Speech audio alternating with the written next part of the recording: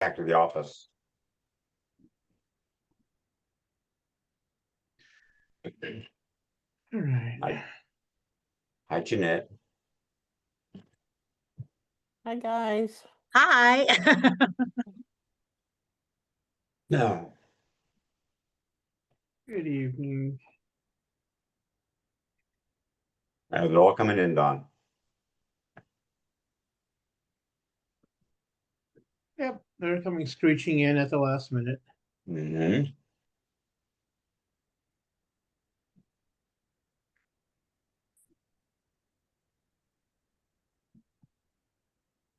Give people a couple Oh seconds. my God, the mayor's here. Oh, Lord, Andrea. Oh. Hey, Miguel. Hola, How Andrea. you doing? I miss you all. For those of you who don't know, Andrea is fluent Spanish speaker, and that surprises a lot of people. Yeah. Just one of her many talents. Oh, and there are lots of them. Thank God.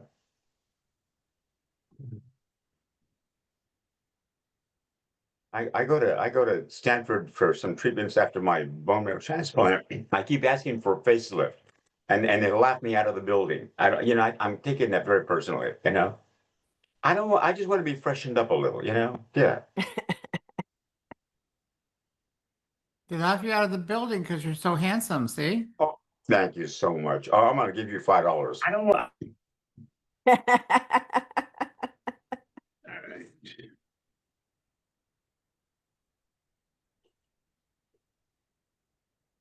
Okay, are we streaming, Amber or Steve? We're recording. We're streaming to YouTube. Okay. Okay, are we streaming, Amber or Steve? Yeah. Can you hear me? We're recording. We're streaming. So we're good. Yeah. Okay, are we streaming, Amber or Steve? Yeah. Why can't you hear me? Can you hear me? We're recording. We're streaming. So we're good. Yeah. Don, can you hear me? Are we streaming, Amber or Steve? Yeah. And many of you need to turn your mics We're off. recording. Repeating a We're lot. streaming. So we're good. Yeah. Don, can you hear me? Are we streaming, Amber or Steve? Yeah. And many of you need to turn your mics off. Repeating a lot. So we're good. Yeah. Don, can you hear me? Are we streaming, Amber?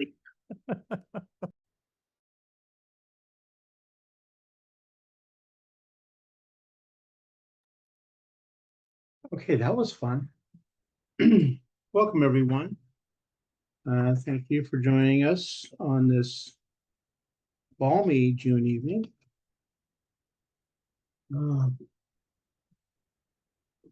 Looking at who is present, we have one guest, which we will be introducing momentarily, our former member and current Vallejo Mayor, Andrea Source. Other than that, I don't see any guests. Steve or Amber, do you have the land acknowledgement available? And if so, I'll ask Christina to deliver it this evening. Me? Yep.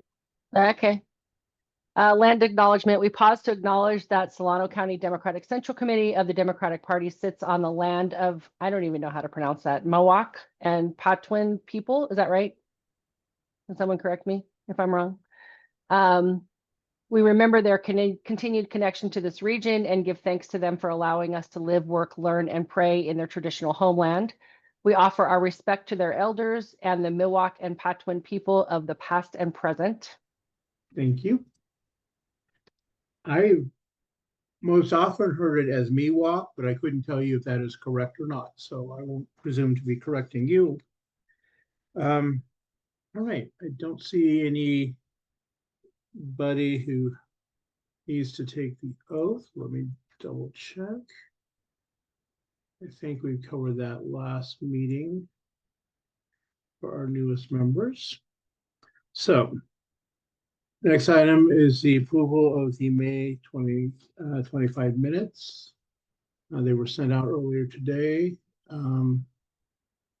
and they were just displayed very briefly. Did anyone have any additions, corrections, or deletions to make to the minutes?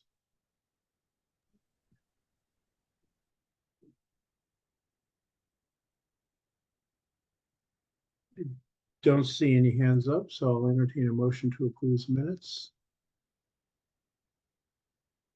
I move So that we moved. approve the minutes. Actually, who said that? I said that, Jeanette, so we All can, right. I can I'll- second or whatever. I'll second. Okay, thank Okay. you. All right.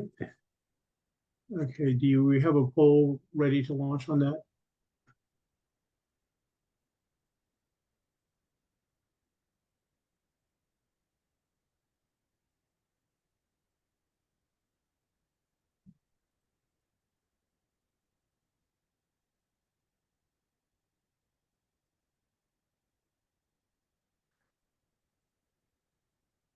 Okay, I'm not seeing a poll. So let me ask this instead. Does anyone have it? Okay, there we go. There we go.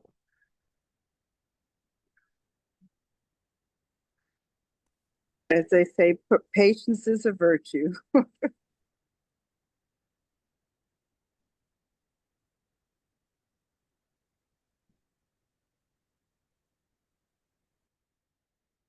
I think there's an old line to the effect of, "Dear Lord, give me patience, but not yet," or something like that.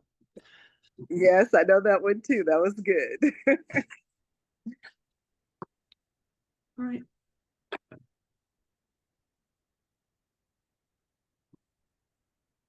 All those who desire to vote, please vote. Otherwise, we will go ahead and end the poll. There we have 14 ayes and 1 abstention. Great. Next item, what we have is tonight's agenda. Sent out Monday. Does anyone have any additions, corrections, or deletions to the agenda? Did we need to add Andrea's 5 minutes for her report? Yeah, do need to add that before public comment, actually. Andrea is going to report on the, if I get the title right, Democratic Mayors Association, which she recently attended. So I'd like to add her as a speaker right after the approval of the agenda.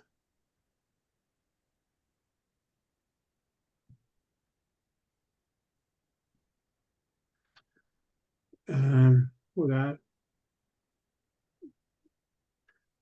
go ahead Well, I'll move that we approve the agenda as amended.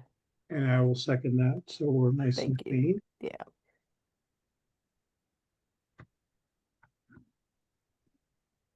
I don't think the chair should be seconding, but that's okay.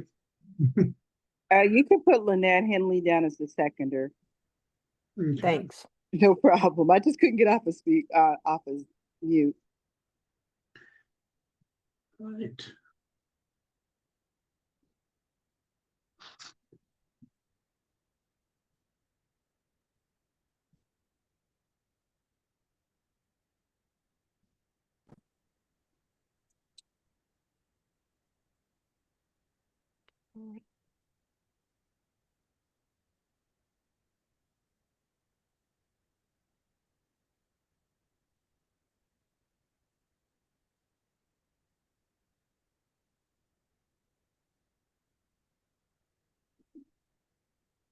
Right. We have unanimous vote to approve the agenda. So thank you, everyone. And with that, let's have Andrea pop up and report on her recent attendance at the Democratic Mayors Association. And Yeah. and then Hi, everyone. Amber, did you want to display those slides?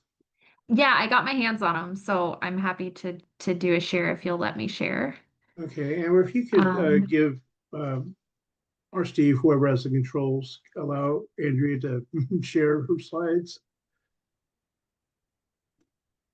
I guess you need to make her a co-host.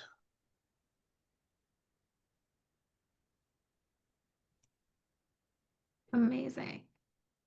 Well, while we pull that up, I'll say it makes me sad to be introduced as former member, but I have a lot on my hands right now and can no longer attend any of the United Dems meetings because of the Solano Transportation Authority. But I do want to let everybody know that I'm still, happy to support however I can and here in spirit. And I reached out to Don after getting back from Tampa, which was the annual meeting of the U.S. Conference of Mayors.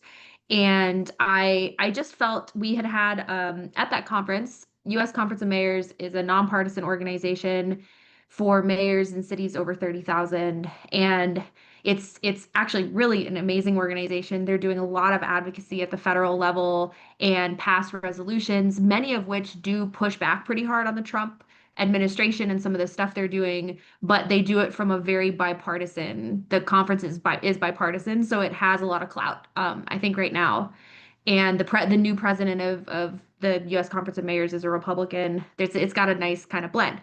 Now, also during that conference, though, the Democratic Mayors Association has several meetings and events, and I was able to join and it's very encouraging. I wanted to first just share that there's good work happening. There's good groups of people, like I said, bipartisan. The conference probably the last good bipartisan group left in the country, and they're doing really good advocacy. But the Democratic Mayors Association is actually also doing a lot of work to develop talent in the party and get people elected, get Democratic mayors in red states, and help folks out. And at that meeting, we had a presentation from a representative from Blue Shore Research, and I can't remember his uh, what his role was. I think he was in the Obama administration, David Shore. These are not my slides. I got my hands on them, and I'm just going to show you a few. But it was a really robust discussion into how kind of what happened, the autopsy of the election and kind of what went wrong with Dems messaging and what we can do going forward. And as soon as I saw a couple of the slides, I thought, we need to get this. I feel like we need to get this information out and start digging in. So what they did was they surveyed, I don't know how, don't ask me. Again, it's not my slides. 26 million folks after the election. So it's a really substantial post-mortem election autopsy on how voters operated and how it compared to previous years. And there were just I'm going to share just a couple pieces. So this one struck me. This is one of the ones that I kind of took a picture of during the presentation, and it's who we trended to lose. And what you can see here is, the size of the electorate. And then this is just focusing on Dem voters. So you have the percentage of each group that voted for Clinton in 2016, then Biden, then Harris, and then the swings. So who we lost. And you can see from 20 to 24, who we lost, and then some groups that we really lost from 2016.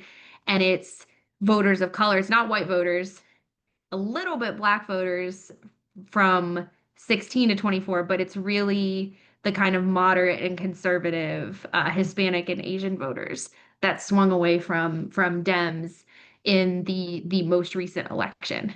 So that was an interesting piece.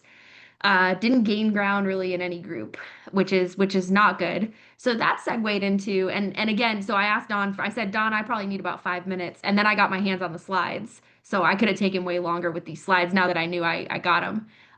But so why did we lose ground? Well, we lost ground because we got less popular. So let me, sorry, there's a lot here. We got less popular, and it bucked. The thing that really struck me was it bucked the usual trend that I think we're all used to, which is, well, if more people vote, Dems do better.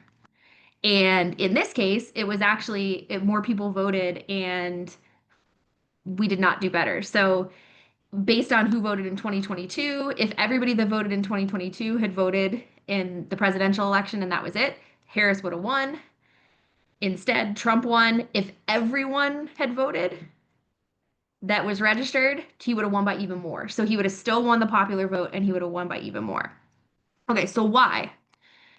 This is where it really gets meaty. Trump did not get more popular.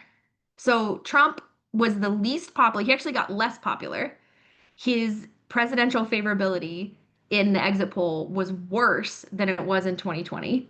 The difference was that more people turned out and that the Dems got far less favorable. So people had a far worse view of Harris relative to Biden. Now you can postulate why that's the case. There's probably a few different explanations, but the explanation that he really focused on was this here, and I'll just leave this up here for a second. This was the slide that I really wanted to get my hands on and show you all. The theory was that the issues that were most important to voters were the issues that voters trusted Republicans more on. So the way that this axis works is, and again, I think I'm stealing these slides basically. I'm citing them and I'm giving credit to Blue Rose Research. Um, on the vertical axis, it's which party you trust more. So the higher it is up, like LGBTQ issues, that's the issue that voters trust the Dems the most on. And climate change, the environment, mental health, healthcare, abortion, childcare, they trust Dems more. Anything below the middle line, they trust Republicans more. And then the horizontal axis is how important the issue was in the 2024 election. And as you can see, the stuff that they trust the Dems on, LGBTQ issues, climate change, environment, abortion, were not important to voters in that election, as important as cost of living, the economy, and inflation, which are what they trusted Republicans more on. So the takeaway and the thing we talked about was, well, what did we do wrong in our messaging? So clearly we focused on the wrong issues and we didn't match messaging to the issues that voters cared the most about. But then we also have the question of why did voters trust Republicans more on these issues? And there's a few here that really got me, like voting rights and income inequality. I'm like, I can't tell you why that's 50-50. That's a messaging problem from the Dems in my book, because that we should not be 50-50 on income inequality and voting rights and student debt. So there's some issues where you go, well, immigration. I mean, there's some issues where you go, well, we should be higher. And then there's others where, man, it's just about prioritization. It's just about where we are on this axis. So we had a great conversation amongst mayors in terms of how local elected officials, the sort of less partisan ones, can show our prowess and our ability when it comes to these issues. We can show that we can do, help people out on the economy, help people out on cost of living, fight poverty, support education, things like this. Social Security is another one. I'm like, why do they trust Republicans more on Social Security? We have messed up that messaging, right? And then there's also the part about, if we want to sort of do the indictment of the Trump administration, we need to do the indictment on the issues that matter most to people and not on just the general institutional outrage of, well, he's doing all these illegal things. It's like, no, he's decimating, he's creating inflation, he's destroying us on cost of living, he's decimating the economy, he's throwing us into greater debt, his budget was horrible, et cetera. So trying to respond to what voters need. Obviously, there's a ton more conversation that can come from this, and I asked for 5 minutes, and I think I've taken more than 5. So I was glad to get my hands on the slide to be able to show you, and I'm curious if people thought it was as interesting as I did when I saw it. I know I find it interesting, Andrea, and I will ask that unless they're truly proprietary, if it's possible for us to get copies, at least of the salient points you mentioned, so that we can Yeah. have them as Yeah, I'll reference. ask if I can share them. Does anyone have any questions of Andrea? Michael Silva, I see your hands up. Hey, Mayor. Um, so I think so. I get the big take home point on this. I feel, and I don't have data to back this up, but I disagree with the projections that if more people voted, more people would vote for Trump, and I still find it like interesting on the data, the other data that I've seen published by Politico was showing that when they're talking about particularly Latinos, the only Latino male and female in Florida which demographically or predominantly more Cuban, voted majority of those voted for Trump. And then in Texas, majority of Latino males voted for Trump, but everywhere else it was the opposite. Most voted for Harris. Nevertheless, it still shows a slide, but I think because of the bigger point that you're sharing there, that there was a lot of mismessaging or assumptions that disengaged people to think that they had anybody. Why would they go out of their way for people who aren't going out for them? And I think the other side of that, where everybody be very conscious of, is a lot of people assuming, or the assumption that, if I can't. Well, I think we have to be careful of interpreting what other people need, and making statements on what we feel that they need versus actually listening, collecting data and seeing what are their core issues, and then allowing those to particular demographics to shape that. So yeah, sorry, I got a Yeah, I bit. totally agree. No, I totally agree with you. I think those are great points. There was another session that I was in at the conference where we talked about people not feeling heard, just voters not feeling heard at all. And that's something that has just been a fail across the board. I think, Thank you. Yeah. well, Mike is correct that by and large, in many of our other groups, as the site showed, there's still a majority voter for Harris. I think the big issue is the extent of the drop in support, particularly given that the classic white working class family has pivoted so strongly Republican, even more so than in previous decades. That's the coalitions are shifting under our feet, and that's, I think, one of the big issues. And I appreciate you bringing this information to us, and Yeah. a lot of food for thought there. And I see Amber's got her hand up. Yeah, I just had a quick question. I see slides talking about messaging, which of course is very important when we're in active election time. But was there conversation about the doing?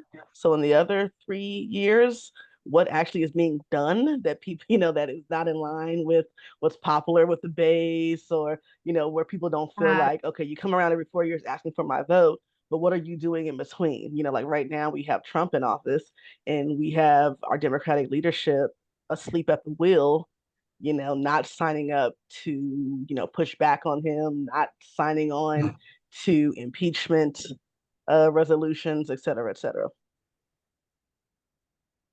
Yeah, the discussion we had was about just that. So it was about, Congress is pretty deadlocked. They're not very competent right now at getting things done. And so where are we going to find examples of democratic policies working and helping people? We're going to find them in cities. And we're going to find them through our democratic mayors. So that was some of the Point. content of the conversation, was how do we better highlight our work?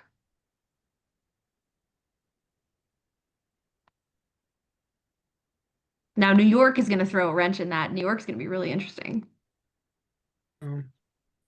That's probably a long conversation best held over coffee. But yes, I think we have some interesting opportunities to both prove our merit and potentially fail to do so. Miguel, I see your hands up. Andrea, two things come to mind. Did you get any sense from, I guess, the discussion, whether it was from the Republican side or whatever, that there might have been or might be some buyer's remorse on the part of some people that voted for Trump? That's one question. And the other question is, aren't there people, the sense that there's just some people that will not vote for a woman in that high a position? I mean, I'm proud as a Mexican that Mexico just elected a woman who happens to be Jewish. I never thought I'd see that come. And so those two questions are buyer's remorse and not voting for a woman. Yeah, I don't know. I mean, I would think people would have buyer's remorse, but I'm not sure. We'd have to look at polling. One thing that struck me as well was there was a poll that somebody mentioned that voters were asked, so they were given one of sort of three choices. Do you think the country's kind of in the right place? Do you think the country's in the wrong place but needs to a return to normalcy? Or do you think the country's in the wrong place and needs some kind of major change, major overhaul? And the vast majority of voters said that third one, that we need a major overhaul. And so that could be one of the things that's at play here is people don't like, and again, I'm not an expert on this. I'm just kind of summarizing the conversation we had, but the idea was basically that it's not that people like Trump. He was more unpopular this election than he was last, but they see him as representing a real change. And there's almost this sense of, well, he's bucking norms and tearing up the Constitution, but the system is rigged and the system is failing us, so we're not morally opposed to someone that's going to buck the system, which is scary. That's a very scary thing to have to sit with. But, I think the Dems, we got one in with Biden on the return to normalcy, and I think people were just maybe not, that wasn't resonating with them anymore. So that could be why we're not seeing more buyer's remorse, because people are feeling like, well, you know what, shake it up. Um, but yeah, I mean, I would hope, right? Didn't he say he wasn't going to get us in another war? And here we are in another war, and he's sending Marines into cities. I mean, and he's skyrocketing the deficit. I mean, it's wild. Okay, thank you. Again, thank you, Andrea, and hopefully you will be able to find time in your busy schedule to join us again, and particularly as we move forward on these conversations and actions to prove why our brand is actually the saner and better brand. So thanks again for Yeah, thanks. taking time out of your evening to share with us. Yeah, good to see everybody. Right. Let me remove the spotlight.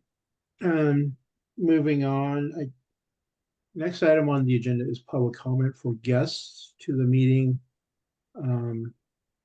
Guests can speak up to 2 minutes. Additional time is not allowed. Total time allotted is 30 minutes. So if there are any guests this evening that wish to speak, please raise your hand. For public comment, I'm not seeing any hands, so we will close public comment and move on to our treasurer's report. Karen, you're up. Hello, everyone. Okay, so here we go. Treasurer's report for June 2025. Karen, I'm having a very hard time hearing you. Okay, let me turn it up a little bit.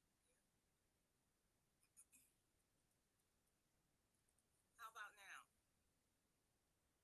Is that better? No, we can see your lips moving, but we can't hear you. Okay, so let me do this. And you're not muted.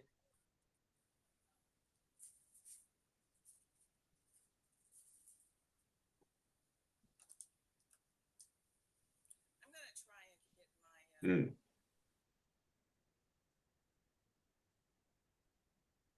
Almost like you have a headset connected, but that isn't connected to your head because it sounds, we can hear like Charlie Brown talk, but it sounds far away. Yeah. No. Okay. I don't see or hear anything. I think she's She's trying just to stepped get away. There you go. a headset. Get my headset and see if you can hear me. Hopefully it has a microphone with it. That's what I ended up having to do with this old laptop. The sound just wasn't coming through without the headset.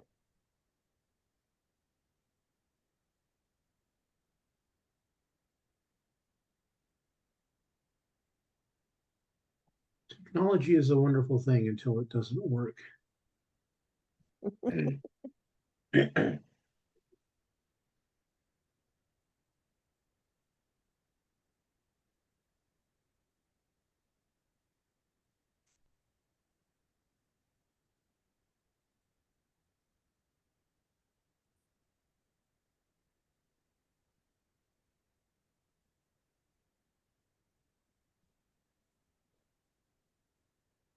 And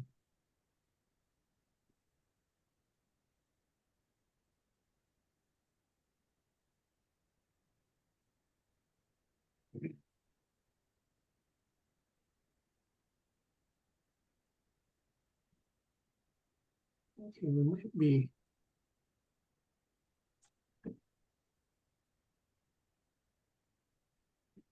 I'm still not hearing anything.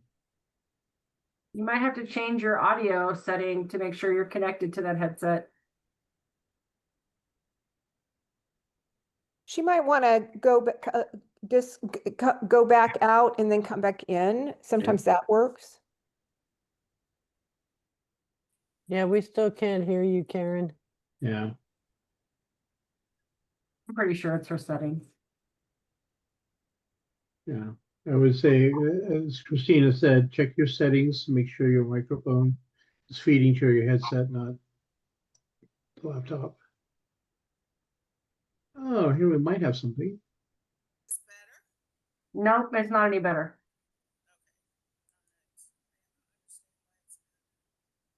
No. Not hearing anything, unfortunately.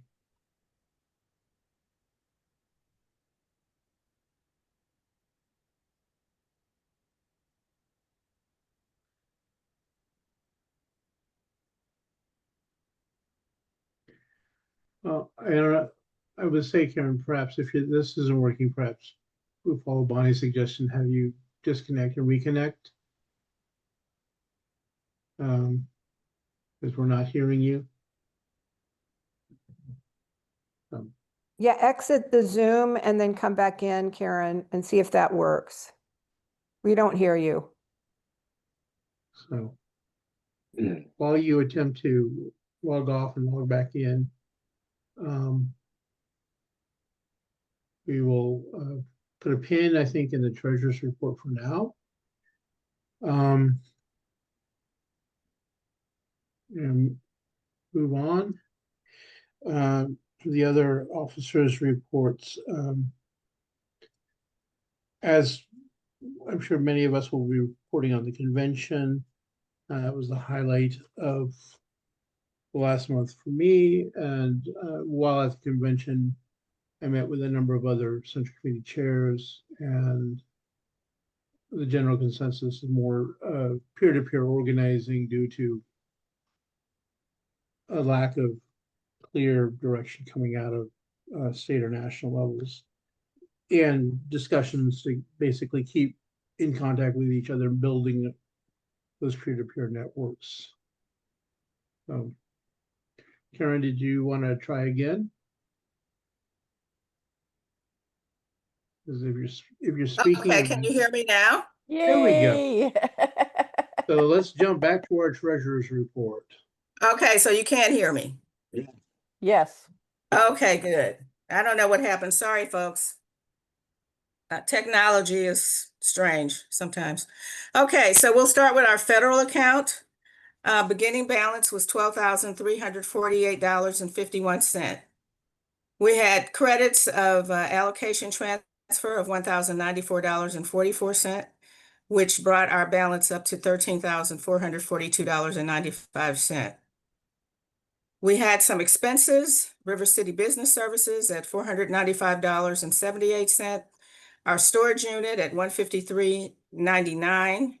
Supplies, which was the reimbursement that I asked for at the last meeting, was $140.76. We had a extensive crab feed expense of $80.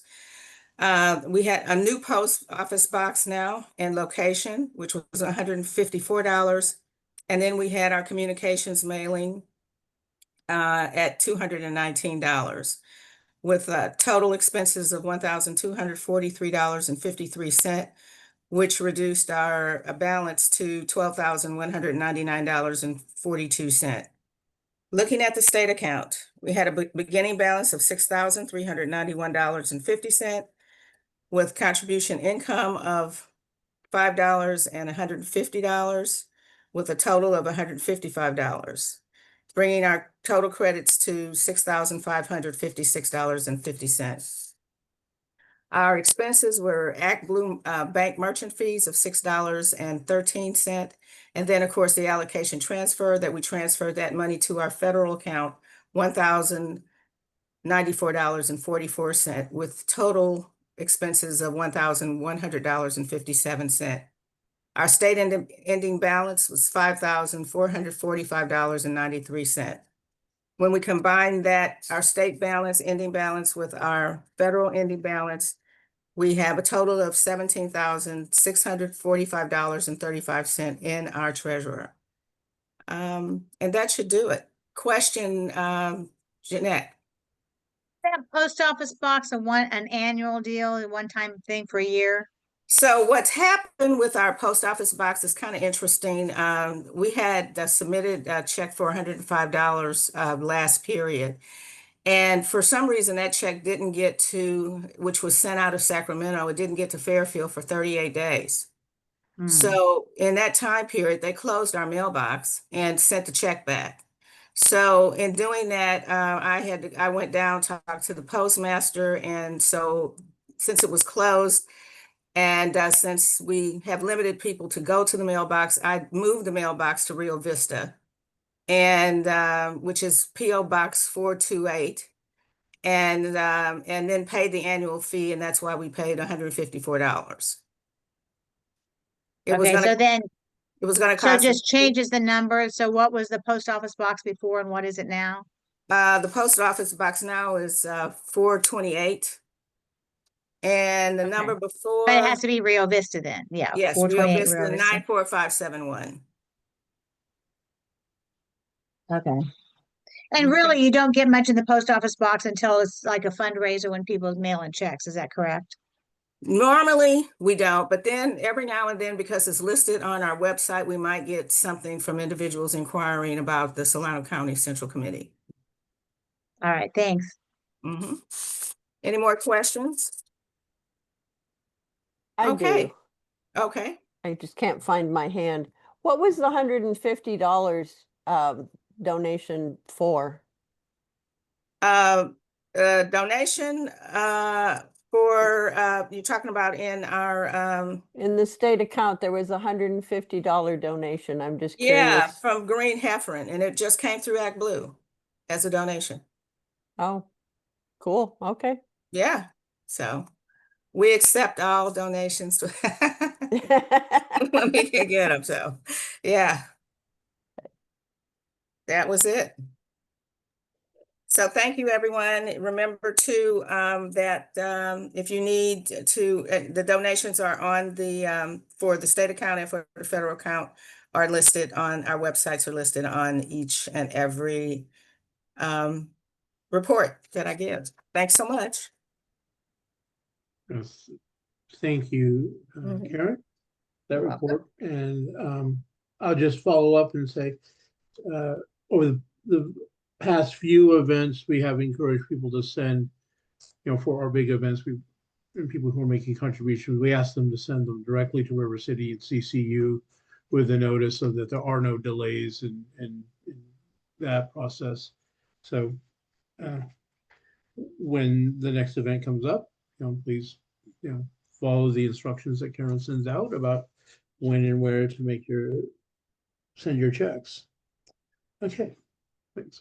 Jumping back, finishing up the chair's report, I also dropped by both of the No Kings protests in northern Solano. Vacaville had about 1,500 people, according to the press, and I can tell you that it was both sides of the street were packed, from basically the police station all the way up to the Veterans Hall. So it was that 4 or 5 blocks. It was a very, very solid turnout. And then Fairfield, there was, I think someone said about 400 there, but it was also both sides of the street in front of the government center were solidly packed. So good turnout for both of those events. I understand the events in South County were just as well attended with a good crowd. So we had various estimates in the press, but even nationally, but I think even the low end estimate was something like 5 million people participated. So certainly a very impressive turnout by Americans. Bonnie.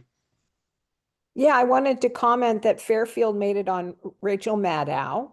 If some folks saw that, I don't know if they did, although it wasn't a very good, video of it. And also, I also want to state that a lot of people went by in cars and just, had signs in their car or gave a thumbs up or honked. It was really great. So I think it's really underestimated around the country. Just wanted to make that comment. Thank you, Chair. Yeah. But I will say from spending the hour in Fairfield, some of those cars went by 6, 7, 8, and 10 times. So some people were very enthusiastic. Karen, you're next. Yes, I was going to say Rio Vista had a great turnout too. Actually, it was the biggest crowd I've seen in Rio Vista since I've been here in 10 years. So we had a count, they did a count overall. They said it was 400, but it actually turned out to be more than 400, about 500 people turned out. It was a tremendous event for us, and it was a hallmark event in Rio Vista that we've ever seen. So people were very enthusiastic. They were and all kinds of people came out. There were Republicans, there were independents. There was everybody, little kids, they brought their kids out, they brought dogs out. It was great. Awesome. And Thank then you. Jeanette.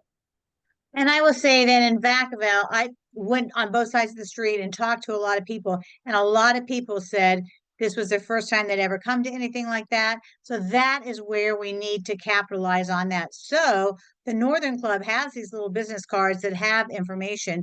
And so we did hand out business cards to people who said that they were the first time there and had the contact information. So I just thought that was a good idea. I didn't hand it out to everyone I talked to, but we had a lot of new people there. Awesome. Thank you for sharing. I think that will kind of dovetail into some of the conversations that we're going to be jumping into momentarily.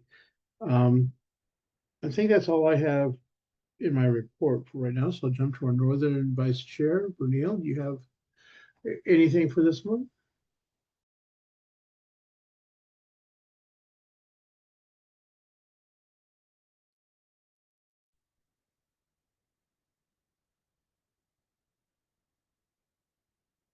Anything, Bernil? I'm sorry. I just wanted to mention that I attended the Napa Labor Council fundraiser at Chardonnay Golf Course and Thompson's fundraiser at Camus Wines. Also, I attended this morning with the Economic Development Corporation, their breakfast, and I'll send some notes in. Because I'm on my phone because I'm in transition, so I'll send some notes. But I'll wait till my next part. Thank you. All right, thank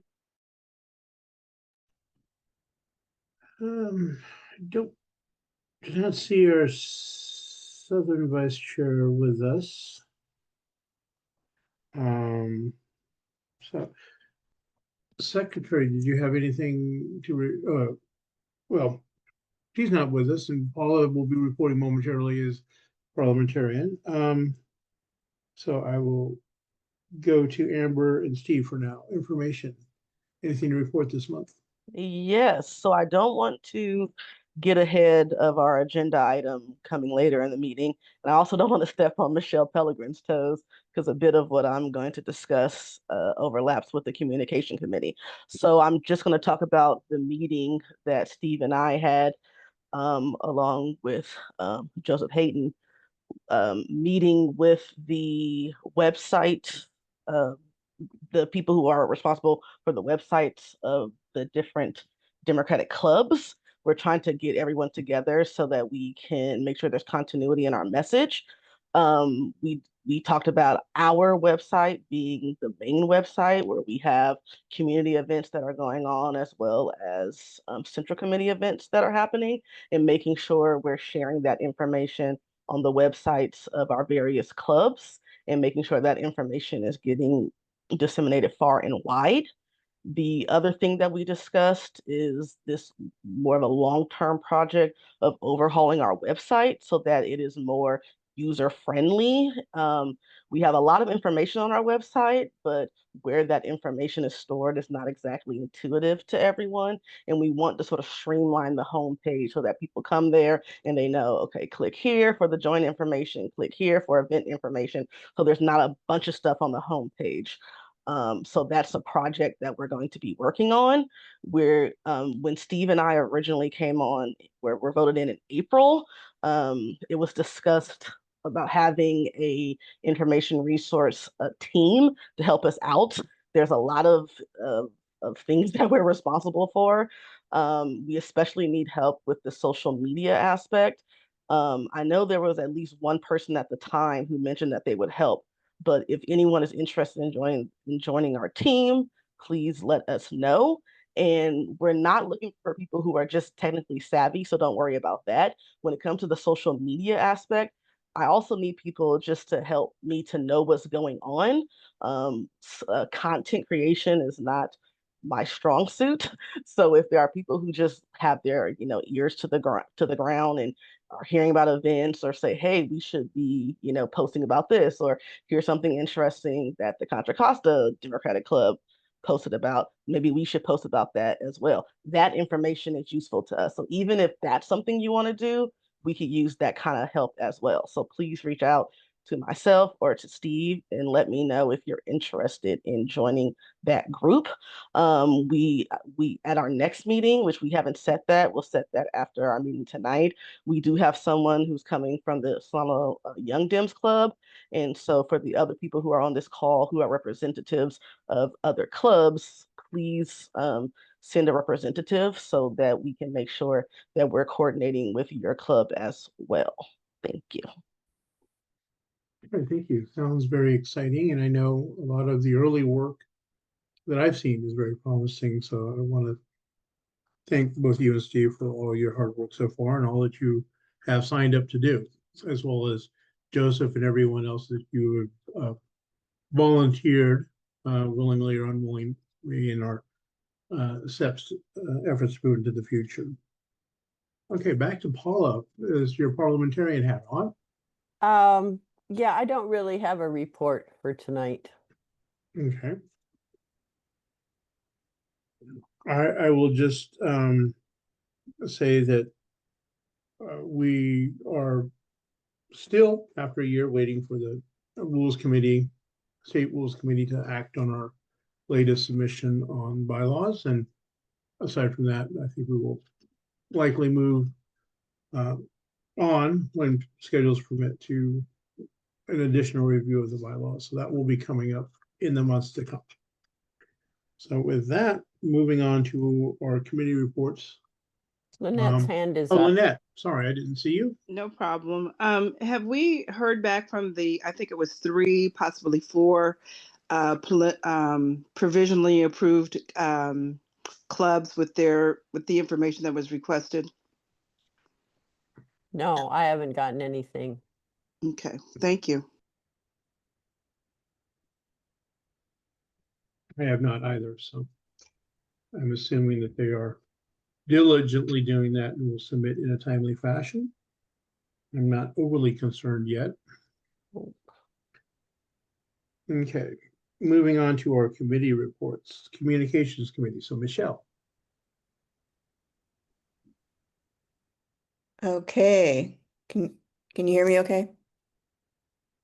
I'm assuming people can hear me. Yeah. Okay, thanks, Don. So this past month, I've been attending communication, organizing, and fundraising meetings around the state, and a couple in Virginia, to try to get a feel for what they're doing, how they work together, how they make things happen, and how that could apply to us.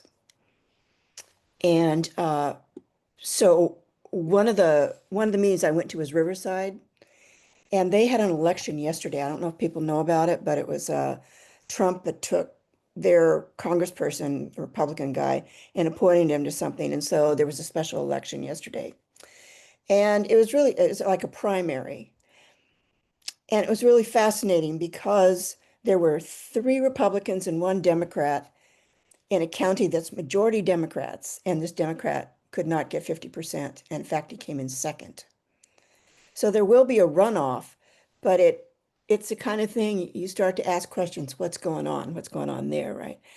And then it turns out that the district is largely Latino, from 40 to 70%, depending on what you read. So you watch how people are working, what they're not doing. Obviously, there needs to be some huge effort to reach out to Latino voters. How do things like that apply to us? Well, in our committee, in our central committee, we haven't actually coalesced yet into a working group. And I was thinking, why is that? Why is that? And I think it's because in the red counties, they've got an emphasis. They want to get a Democrat in there, and it's a catalyst, and they work together pretty well because they've got the goal. And I'm just not sure if we've defined a goal yet about what we really want. We have some things we want to do. We want to reach out to local people. We want to get them involved, but we haven't really taken that on yet because I think it needs to be talked about in more depth. And we need more participation. And the same people are doing, can't do everything. And so that's another huge thing that's come up as I go to these meetings is the same people are doing all the work, and that doesn't work. So again, how do you do outreach so that you pull in the people who want to be involved? And what's an actual way that you do that so you have success? How do you get their names? Once you've got their names, how do you follow up? So that's I think that's a challenge, and we need to set a time just to discuss that and find out what we want to do, and if there are people in the central committee to do it, or if we need to start kind of back up a step and figure out what we need to do to build on that. So we get to that point because we're not there yet. So I think that's kind of that analysis part is helpful. I went through a lot of the different counties and central committees, and many of them have similar websites, but some of them are much more sophisticated. Some of them emphasize different things, like Placer County emphasizes taking action. Contra Costa has all these committees. It's quite evolved, a letter committee, this committee, or that committee. And I'm just kind of wondering, I haven't talked to them yet, how well do they work together? Because maybe they've got something we can learn from, so we're not reinventing the wheel. Let's see. Virginia, the same thing. 2 red seats in Virginia for their House. I listened in on that because Virginia's turning into my second home. Same thing, a lot of emphasis because they want to win, and they have a very defined goal, and I think in a way it's harder if you don't have a defined, such a strong goal. Anyway, so in the meantime, as Amber mentioned, the bright spot is that Amber and Steve and Joseph have been working on infrastructure. And so I think that's kind of like getting the theory, seeing what we're missing, and at the same time continuing to move along so that things get done. Having said that, the next meeting of the Communications Committee is going to be, we won't have one in July because this research needs to be done, and it's also my heavy duty work month. So that's what I got here. Any thoughts or questions? Let me see who's first in my order. Lynette's first in my order, so Lynette. Thank you. And thank you for the information. Contra Costa has come a long way in the last 5 years. And it was a process because I was regional director at the time.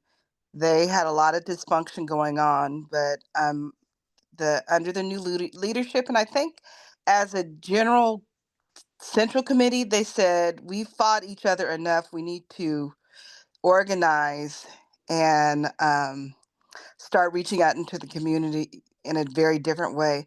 And I think checking in with their chair and their communications committee and would be very helpful for us. I've just seen the growth and the organization of it and the timeliness of their preparation. And they are way bigger than us in many ways, but they've also have decided as a central committee, we need to work not against each other, but for gyms in our county. And I have just seen the growth, like I said, in the last 4 or 5 years. Well, you hit the nail on the head, Lynette, because that's the groups that I went to, the ones that were having success are the ones who work well together. So that's it exactly. So thank you for doing the research on that. And I'm going to try to be a little more involved with your committee. Great. That's great. Right, Karen? Okay, it sounds like, and I know you've been really working hard, Michelle. Thank you for giving us an overview of that. But would you like to share with us about the mailing that you made? And some folks probably don't realize or haven't been up to date with that or what you sent out and all of that. Oh yeah, I thought that everyone knew about that, but no, you mean the letter, Karen, that we sent out to all of Yeah, the, I mean, some folks may have known, but some may have been busy and they didn't get a chance to get it. I just thought it would be a great idea if you could share a little bit about that. Yeah, so this was a great team effort. I just have to say, this letter that the Central Committee voted on it, I think it was unanimously, to send a letter to all the Democratic electeds in Congress saying that we want them to do stronger messaging. It's just a fabulous letter.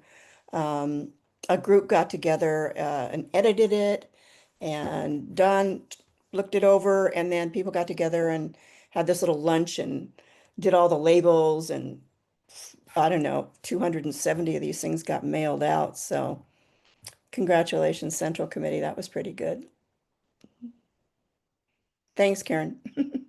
Thank you. All right, not seeing any other hands up. So thank you, Michelle, for your work, and ongoing work. I know one of the things that, um, suggested as a possible action for us to be doing it, and perhaps as a communications committee, is trying to gather up and disseminate to all Central Committee members and to the clubs all these actions that are going on by our allied groups, such as Indivisible and Hands Off / No Kings / whatever they're calling themselves this month, 5051, and so forth, so that those who wish to engage in those activities have that information available and are aware of what's going on. Because even now, even with the advent of everything, that information is very siloed for a lot of people. Unless you know where to look for it, a lot of times you don't hear about it till it's too late to act on it. So that I would sort of ask that you take that back to the committee and consider about coming up with ways on, sort of on a regular basis, sending out here in the next week, next 2 weeks, whatever time frame makes sense, to say these are the actions we know are going on. Because like some of you may have seen, we got sent today a notice about protest is happening tomorrow in Fairfield, tomorrow afternoon. And Who's doing that one? I believe it's an Indivisible organization. I don't remember off the top of my head. Person who's organizing it. So I'm just, happy to take that on, Don. I can call them all up and ask them to send me those things. And I know the Northern Club is doing a weekly upcoming events thing that's Yeah. similar, but I think this is probably more focused on action items rather than, some of the things we list are fundraisers and other items in the Northern Club. And I'm more encouraged us to be promoting action items so those who want to get up off their good intentions and do have information about what to do and where to do. So if the committee is willing to take that on, I'd appreciate it. Yeah, sure, that's fine. I just want to mention also something that Joseph did. But this is for United Dems, because one of the things that's really clear is how we're all connected. And if we're going to build strength, we all have to sort of come up with this stuff together and implement it together, and it builds, right? So Joseph put on the United Dems website the take action right there on the front page. So that if anyone goes on to United Dems site, that's what they see. And I think that's really good. And might be something that we could suggest to all the clubs so that we're all repeating the same message about this is what you can do. I think we also need to come up with different ideas on how to get out into the community in a new way. Just get away from this text and asking for money. It's just got to be a new way. And especially populations that haven't been involved. And the call I was on to Virginia before this meeting, Glenn Kirshner, I think he's a legal journalist, and he was making that point over and over again, how important it is that people act and how cut off people have been, and I don't know what other people think about that, but I think that to me is one of the major issues with what we're trying to deal with in terms of the situation now. How are we going to get out of it? The Democratic Party, what's the Democratic Party going to do to turn this around, or are they? You know, would the best one of the best expenses that the CDP could do, would it be training all of the different clubs and the central committees on these social media programs? So, get all that stuff together. So like every week, every other week, there's a training and we can pull ourselves up much more quickly. Is that a suggestion we want to make to CDP? I think I think it'd be a fabulous thing. The counties are talking to each other now. They're starting to. So I think ideas like that of working together are going to come out more and more, which I think is a wonderful thing. Awesome. Thank you. Mhm. All right. And Karen has put in the chat, it's a peace rally organized by Indivisible. It's happening tomorrow. So good to know. Bonnie? Yeah, I just, Michelle, thank you so much for the work that you and the comms committee are doing. I think it's really great and so important right now. And I think, watching the mayor's race in New York, I think it's like we have to be hospice workers and midwives at the same time. We have to kind of let go of some of the old because it just doesn't work.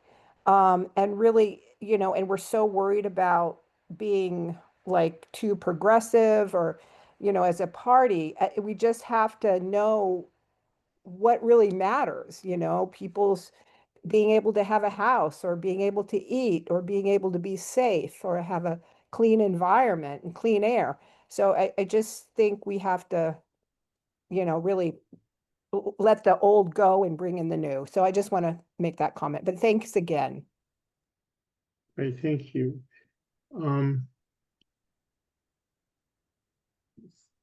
Next item I had on the agenda was the fundraising committee. I don't know if, Vernell, if you've had the chance to meet with Carrie or start planning on the next fundraising committee meeting.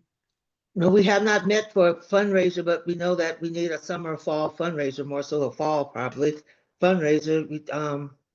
Although we did well with the crab feed, we still have monthly expenses that's over $1,000. If you notice the treasurer's report, so we have to keep putting money into it. And then with the communications, that's going to cost some more money. So if you have any ideas for a fundraiser, get in touch with me, please. We also have re-election 2026. We have some candidates that have to go up for re-election, and then we have some that are going to be elected, campaigning. So please, if you have any ideas for a late summer, fall fundraiser, please contact me, and I will also come up with some ideas myself. Thank you.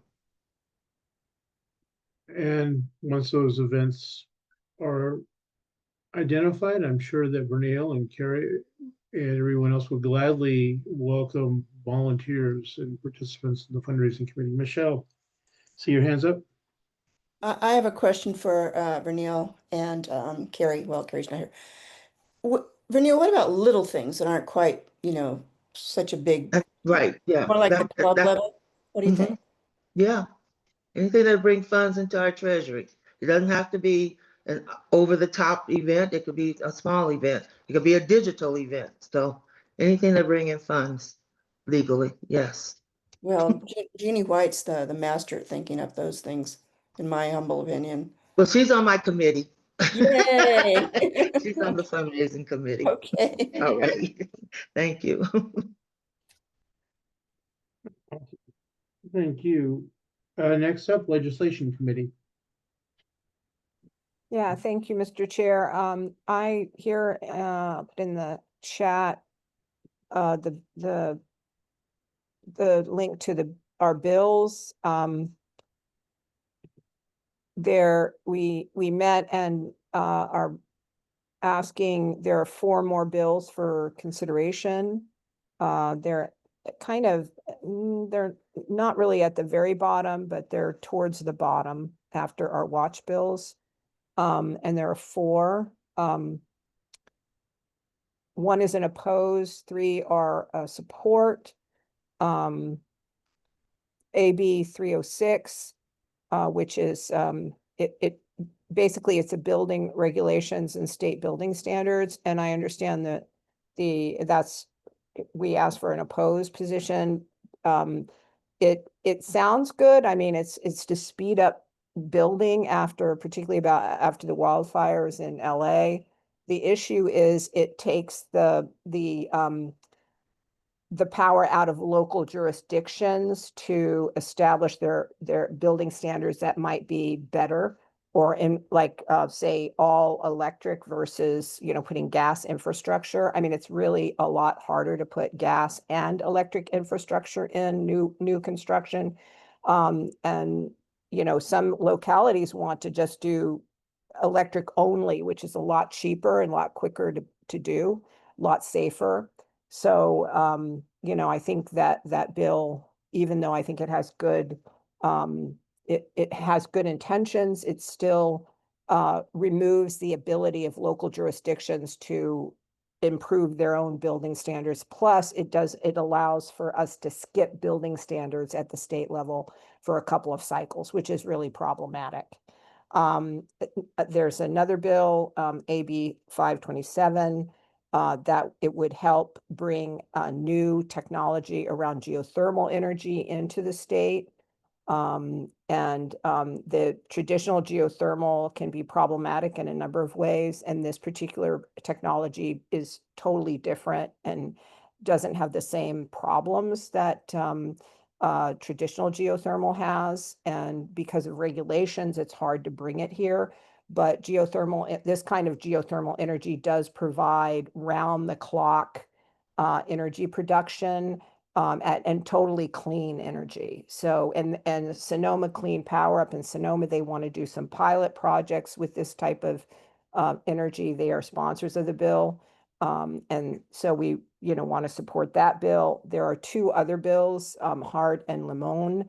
Limon is the new Senate Pro Tem. Both bills are about preventing oil and gas spills. In Hart's bill 1488 just basically says that you can't use old pipe infrastructure to transmit oil and gas. And if you use old infrastructure, you might have spills. And then Lamone's just basically, again, it's a spill prevention bill, and it updates pipeline safety testing and ensures oil operators are responsible financially if they have a spill. So those are the 4 bills. And I asked for this body to either ratify our recommendations or, open for discussion.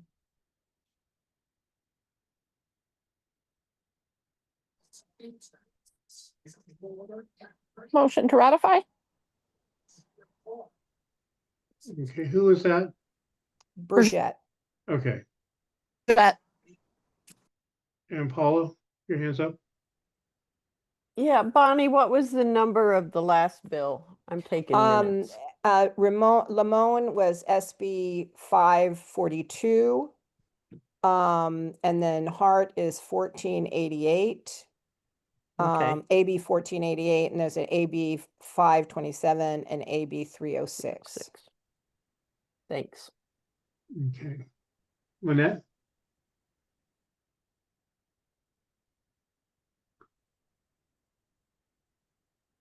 Sorry, I'm on my phone, so it's taking a minute. Bonnie, the packet that you put into the chat, are those all the bills you want us to approve tonight? Because it only. No, the ones that are in support and oppose have already been approved by this Approved. body. And we have watch bills that are just on a watch Right. position. No, I understand that. I Yeah, just didn't understand what the presentation looked like. So I'm going to support the recommendation, but in the future, can you give us just like, these are the 5 bills we want you to talk about that Well, we that's need what I approval? did. Oh, No, okay. Oh, as in a print, document. as a document. Got it. Because I was Okay. going through and I was like, well, I see that one, but you know what? Okay. It would just make it a little bit easier for me to track, to say these are the 5 bills we're getting ready to approve. You know what I'll do is I'll put them in the report, the body of the report. Right. And then you'll have them in that way. If you, again, in this document, if you go to bills for consideration, it's under bills for consideration, but I absolutely Maybe I hear what missed you're it. saying. Okay, great. I Thank you. appreciate that. That was it. Yeah, Other thank than you. that, I will support the recommendations. Thank you. All right. All right. Any other comments, questions on this report? Because we've sent out the letters for the ones that have been previously approved. So if the committee approves these tonight, they will go out as soon as my schedule allows me to write those letters and get them out. So we had a motion in a second. Please vote. And thank you, Chair Lowry, for sending those letters. I appreciate it very much.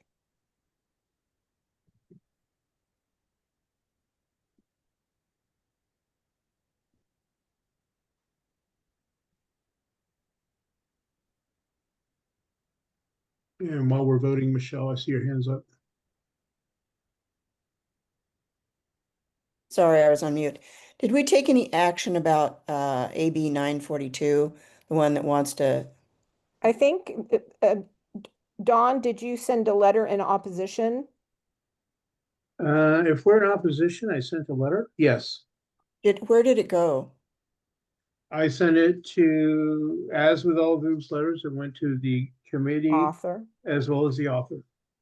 And did it go to Christopher Cabalden?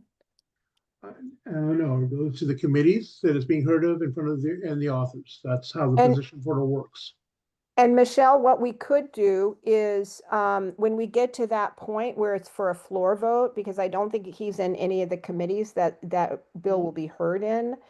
So when it gets to ready for a floor vote, we can send blasts to both Lori Wilson and to Christopher Cabalden asking for our positions to be upheld. And you can go on his website and also put in your own personal request that he not support it. Well, I'm really glad that letter went out to the committee. I understand it's in committee, but I think I don't know when they're actually going to vote on it. So It won't be till later in July. I just don't want to wait till the last minute and then we're not going to have a meeting and there's no letter, right? So I would suggest that or I'd make a motion that we write a letter to Christopher Cabalden and have that go out within a week or 10 days or something.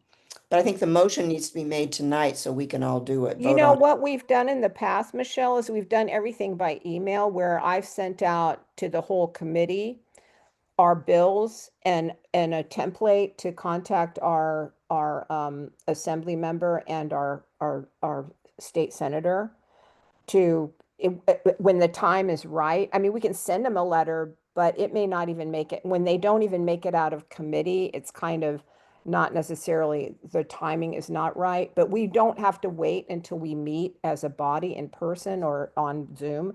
We can do all of that through email, which we've done in the past. So just so you know that. Okay, no, that's really good to know. I agree. If it's not out of committee, it doesn't make sense to send him the letter. That's perfect. And then what we can do is either I or Dawn can go on their website and say, you know, Senator Gabaldon, please, you know, vote yes on these bills, please vote no on these bills, and so forth.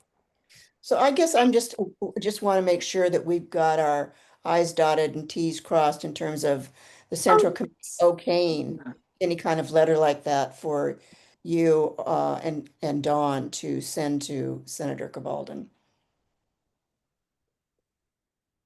I mean, we have a position and we can state that position in a letter, and I think that's what Dawn is pretty thorough in what his writing is.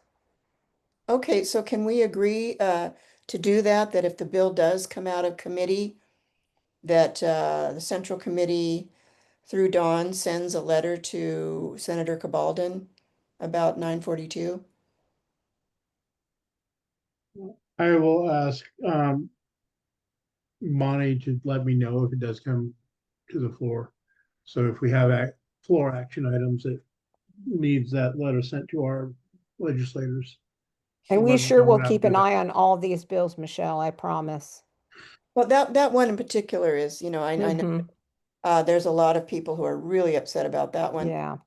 You know, and terribly upset about utility prices. So, you know, this is like a real bread and butter issue in a lot of ways because they're going to raise rates again. So, and what about, does Lori Wilson vote on this again? Does it come before the assembly? Or is it? It might, if it's amended in the Senate, it Mhm. will go back to the Assembly for ratification. So that's what happens, and then it has to be voted on again. That's what I thought. So we need to have a letter for her And too. she did vote to support it. She voted against it. Well, to Oh, support did, it. She voted yeah, to she get rid of voted to solar. support the bill. Yes, Yeah. yes, yeah. So I think we should have a letter ready for Lori too. Oh, yeah. I mean, well, again, it depends, you know, whenever, like if they don't amend it in the I think Senate, we've it doesn't go established we'll be back. sending out a letter. Mhm. So thanks for that conversation. We will act on it. Lynette, your hand's up. Yes, thank you. Am I off of mute? I hope. Yes, you Okay, are. thank you.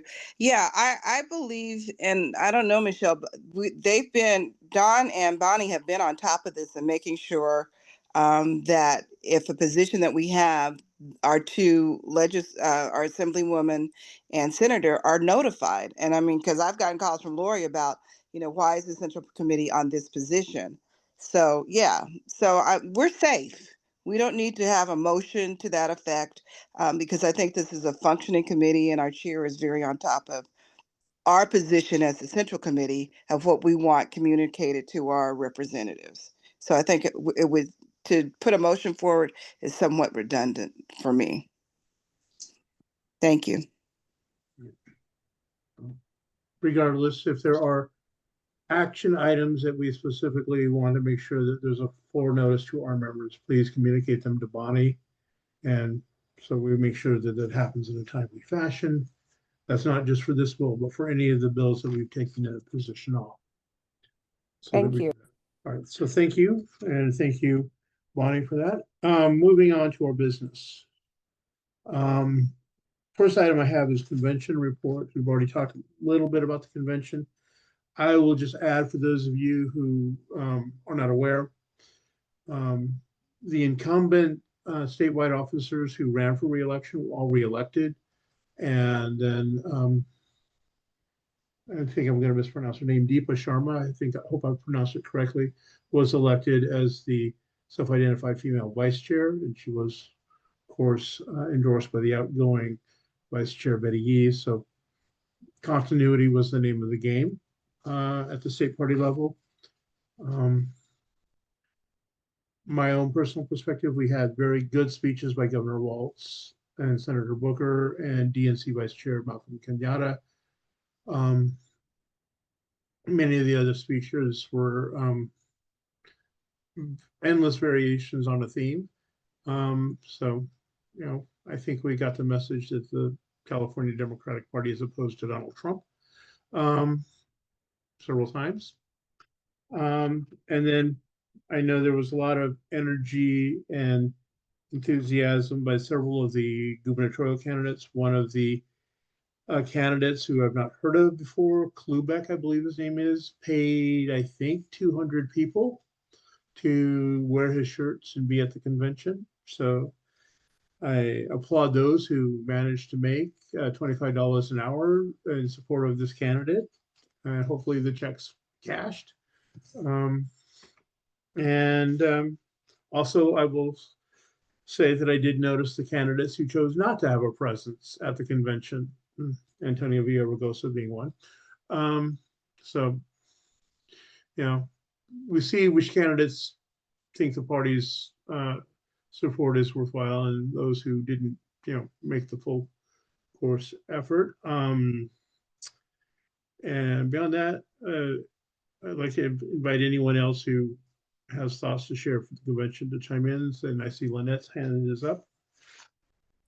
Hi, good evening again. I'm serving on the Credentials Committee, and I just want to thank our Central Committee for the delegates that were prepared, paid their money, didn't have problems.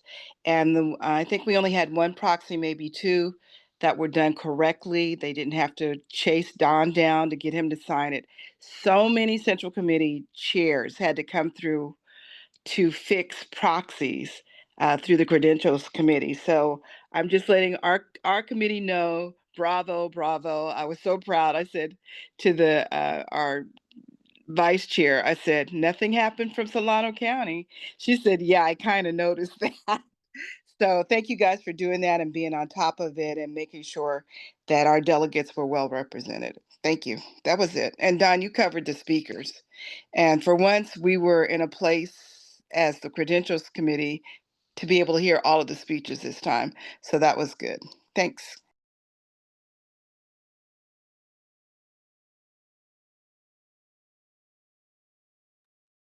Don, you're muted. Anyone else have any thoughts on the convention before we move on? I just wish that I would have been there to see Christopher Cabaldon dance because I gathered that he just was fabulous.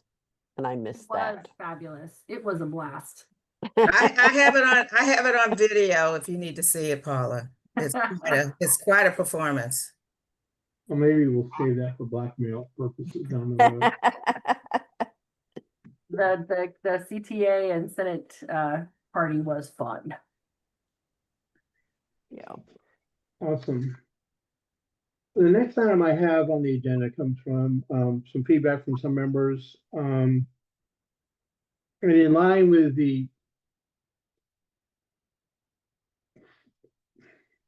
what feels like slow action or inaction from higher levels to move forward while being cognizant of what we can and cannot do as a Central Committee, what our responsibilities are. I came up with a list of items, things that we could take to express our opinions and be vocal about where we stand on issues. Starting with affirming a statewide resolution, followed by an open letter to our local elected officials, and then other items moving forward to go on record as opposing the current administration and what they are doing, left, well, right, and far right. And so I want to bring them forward to you as individual actions for your consideration. First item, rather than reaffirming the resolution we wrote a few months ago or writing one from scratch, my thought was to simply affirm our support for the resolution written by the state party, since it was fairly comprehensive, and then ask that it be posted on all relevant social media as an expression of our beliefs as well. And if the committee so directs, perhaps including it in messaging to our local elected officials. So again, we sent that out as resolution 25-05.067, opposing the undermining of our constitution, due process, and freedom of speech. This was a resolution that the resolutions committee created out of several that were submitted by various local bodies, including the one that we submitted. So it's comprehensive and statewide. And with that, I'll entertain a motion on whether to affirm our support for that resolution and share that publicly. This is Lynette. I move that we approve that recommendation. Okay.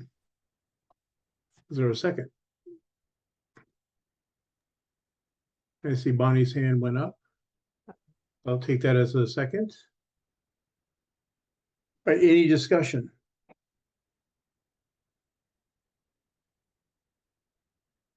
Okay, not seeing any hands. Do we have a poll in favor for this motion? Don, can you read the wording of it again? Yeah, the motion is to affirm resolution 25-05.067 and post it for public consumption. And 25-05. 25-05.067.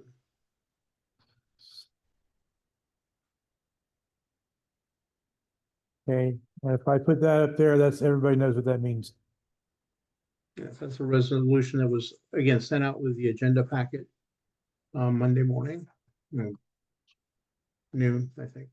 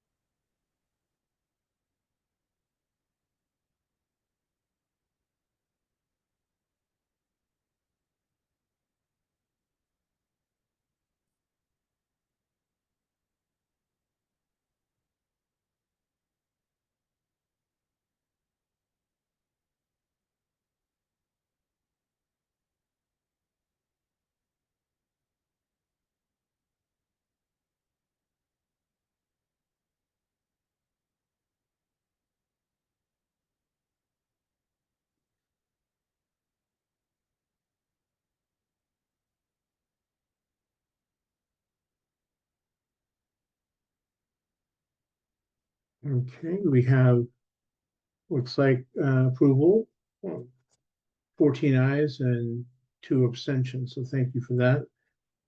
The next item I wanted to put forward was an open letter to the elected officials serving Solano County. This is also included in the agenda packet. And while it lists the array of offenses, the most egregious one that takes up the body is the behavior of the alleged ICE agents who are seizing and detaining and deporting individuals, in many cases without due process and even without regard to their status, whether they're legal, undocumented, or even if they're citizens. While I tried to be somewhat diplomatic and restrained in my language in the letter itself, I think for any of us who are students of history, we've seen this playbook before, whether it's in Germany, whether it's in the Soviet Union, whether it's in Franco's Spain, whether it's in Argentina, whether it's in Chile, any dictatorship, when you start having anonymous mass individuals disappearing people off the streets, we're reaching the tipping point. And I think if nothing else, we need to stand up in opposition to that. Brigitte, I see your hand was first. Oh, I was just gonna second that. So was that a motion to approve the letter? That is a motion to approve. Yes. Paula, hands next. Second it? Was that Michelle? Yep. Yeah, okay. And with that, Paula, your hand is up. Yeah, I just wanted to point out that the one that was attached to the that you sent out, the letterhead has our old post office box on it. Okay, well, we'll fix that. That's easily fixed. Yep.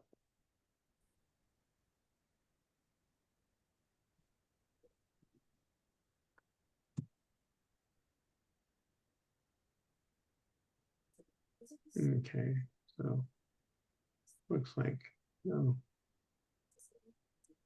That poll is being launched, so please vote. And Bonnie, I see your hands up while that voting is underway.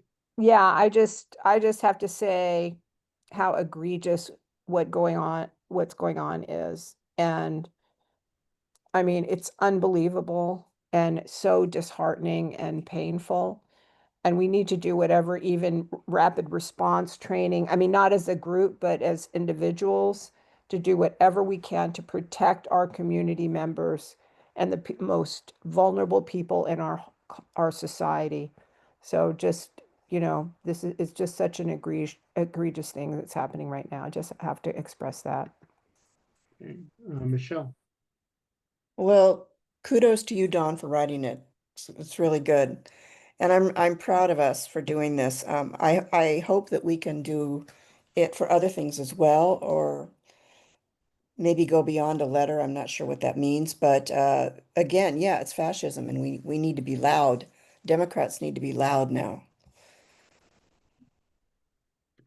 Yeah, I think that we need to, my personal perspective is this organization needs to take every step we can within the scope of our authority to be visible, and then as individuals and as members of other organizations, do what we can. I mean, I'm not an attorney, so I can't file a suit in opposition, but I certainly will donate to ACLU and other organizations who are fighting them in court. And I'm, not the attorney general, so I can't direct state law enforcement to act, but I'll certainly encourage Rob Bonta to do so, and so forth and so on. So your point is well taken. Looks like we've got unanimous support for that.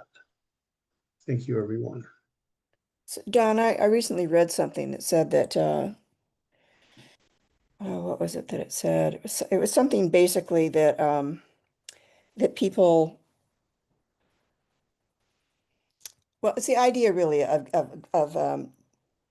of communicating with all levels of the people you know, whether it's your family, your friends, organizations you're in. And I would hope that the clubs take this letter back to the clubs and see if they want to put something out. The article was also talking about just governments, local governments, voicing their objection to what's going on. So on all levels, this objection needs to be loud and clear, and it's not happening yet. So I hope that anything we can do to help that, we do. Yeah. Many parallels have been drawn to the statement made by Reverend Niemöller. I'm sure many of you are aware of the quote, first they came for the communists, and I didn't object because I wasn't a communist, then the socialists, then the Jews, then the trade unionists. Point is that quotation is not that long, and we're getting pretty far down the list. So yeah, everything we can do, must do, we need to do. Next, One last comment. Sorry, I have my hand up, Mr. Okay. Chair. I just want to say that first they come for the immigrants, and I said no. That's it. yeah. Next item, I want to put forward is clarifying our position. And again, in communication with e-board, I said with the caveat that, we will make sure that we frame it in such a way that we're not tripping over any legal issues. with campaign finance reporting or whatever, but being on record as supporting what our allied organizations are doing in terms of their protests. Whether it's Indivisible or No Kings or any other organization that we work with, either traditionally or in this new era, that we are saying, yes, we support individuals' right to protest. We support the organized efforts to oppose this regime. And so that we're clearly backing the efforts going on, such as the effort tomorrow night and the effort on June 17th and so forth and so on ad infinitum. So that's, and that would include, of course, posting information on our website, our social media, sharing it with our members. So is there any questions? And if not, I'll entertain a motion. I move that we approve that. Okay. Is there a second? I'll second it. Okay. All right. Launch the poll, please.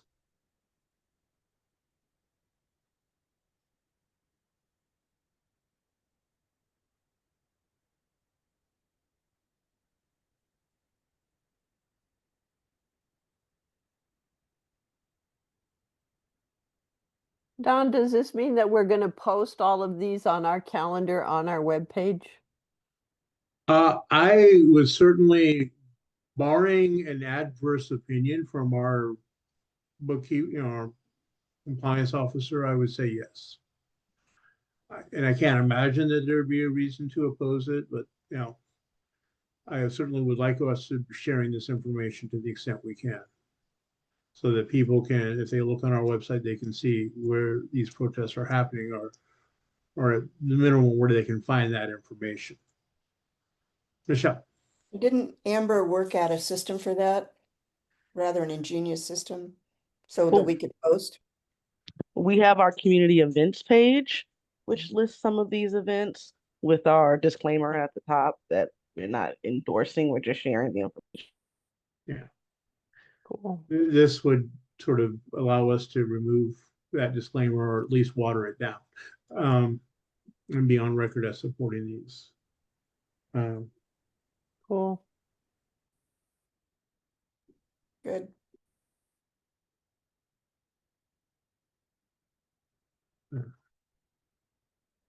All right, and that has been approved. Thank you all. And then the final action I have under this is beyond just expressions of support, the idea of organizing one or more community forums that we are offering up in a public space, discussion and dialogue, our protester or speeches, however details to be determined, but to actually communicate our position to the broader community, perhaps with the town halls, with our Congress people, or with allied organizations, or with ACLU or whomever, to say this is why we oppose what the administration is doing. I've talked to Supervisor Brown, is willing to host us in the event center, schedule available for North County or Central County. And I would like to look into, if we approve this, looking at doing an event in South County as well, whether Blair or Benicia, so that we are offering this throughout the community. Brichette. I would support that motion.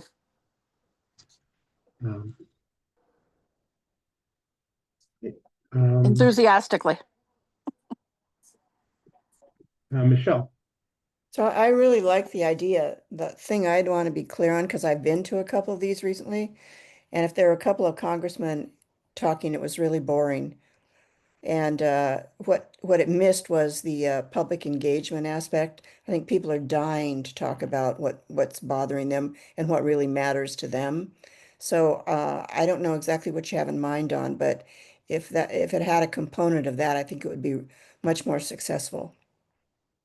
Well, honestly, my details are still to be determined in my mind, but certainly the one thing I would not want, part of the expression is, Congressman Thompson or Congressman Garamendi giving a speech for 45 minutes, then we all go home. I would rather it be a town hall, be a dialogue, give the opportunity for us to speak and come together and share our concerns. And if we have solutions, to propose them, but at minimum, give people the chance to have their voices heard. I think one of the concerns that many of you have expressed, and I've heard in dialogue on this, quite frankly, all over the country, is that a lot of people are feeling very alone and very isolated, feeling like they're the only ones who are opposed to what's going on because they're not seeing people speaking out. So I want to give yet another venue for people to express themselves, and hopefully in something that's a little more in depth than just waving a sign on the street. That's useful, but they may wish to express themselves beyond that. So that's what I would like to do, is find a way to give that forum to the people and show that we as a party are seeking to listen to them and engage with them. I think that's great. I think we also ought to get all their contact information to follow up on it. I would assume that's what we're going to do. You never lose and try to bypass an opportunity to organize. So Bonnie. Did maybe I missed it. Was there a date, a proposed date, or is that? No date. Well, first we need approval before we can start Yeah, booking. okay, just clarifying that. My That's all. goal would be towards the end of summer or sooner rather than later, but realizing that it may take us 60 days to get 60 to 90 days to get a spot, but that's why I wanted to bring it forward now. So, again, kind of reverting back to coming out of the convention with a sense of if anything's going to happen, it's up to us to do. I took the feedback from you and from other members of the Central Committee and said, well, let's come up with a plan to do. So did we get a motion in a second yet, Paula? That's what I was going to ask. No, Bridgette made the motion, but I didn't hear a second. Okay. Is there a second? This is Bonnie Hamilton. We have a motion in a second, so. Got it. Thank you. I guess we will proceed with the rest of the voting. Thank you. Got it.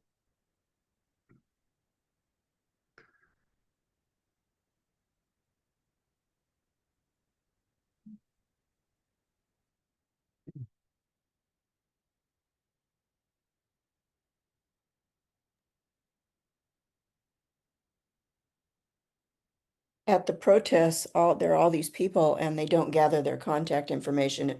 It's tragic.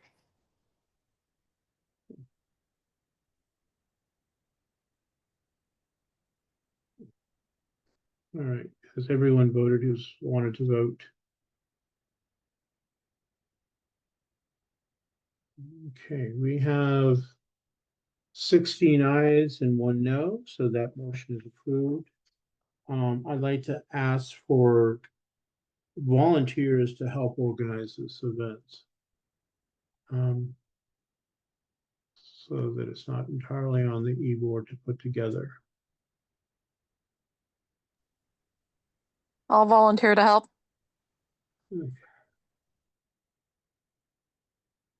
Any other volunteers at this time? Same here. I will, Don. Great. Good, because I was about to ask you regardless, because I'd like to have labor present at that. And Jeannie, okay. I'll help Don. Michelle. Okay. Awesome. Okay.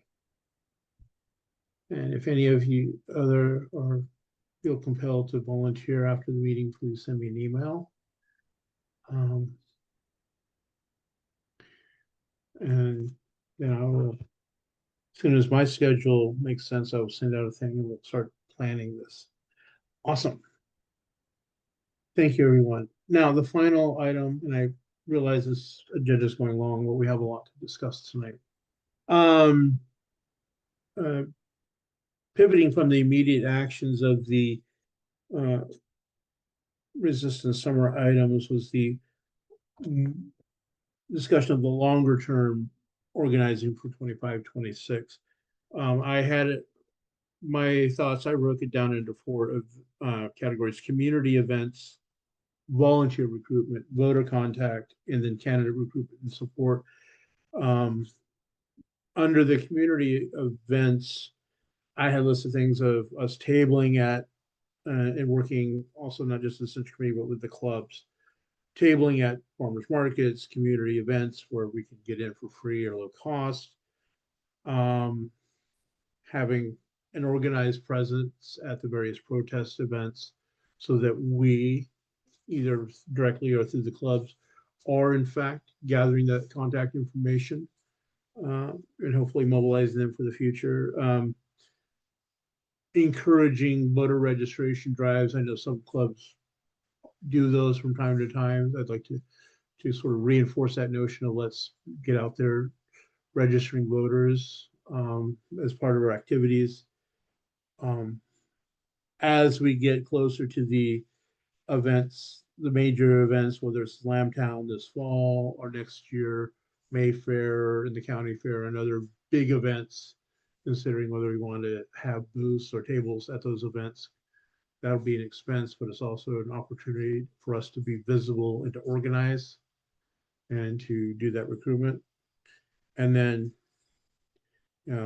parade floats to the extent that we can wedge our way into parades. I know many parades now say they won't let political clubs in, but if we can find a way to get in, be visible, I'd like to see about that. And then the last item on these sort of community events was one of the trainings that they did at the convention was on house parties, the idea of doing house parties.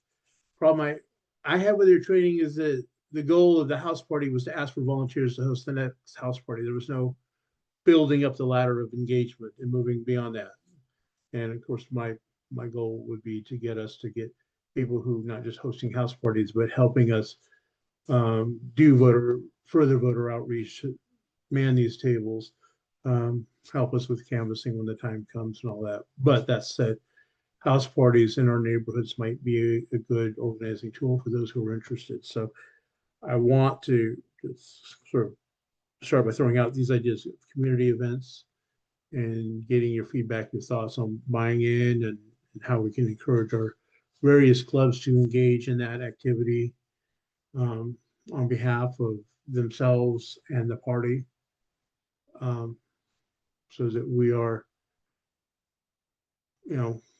acting now to reach out to the community, to the voters, and hear from them and engage with them.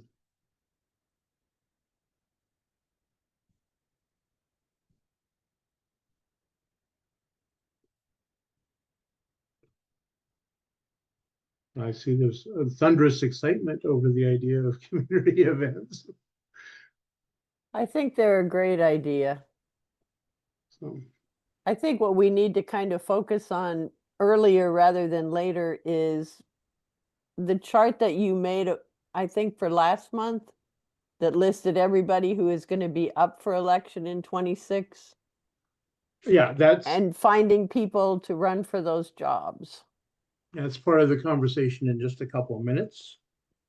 But yeah, I will be touching on that later on because we do have plenty of seats up to contest. Miguel, your hand's up.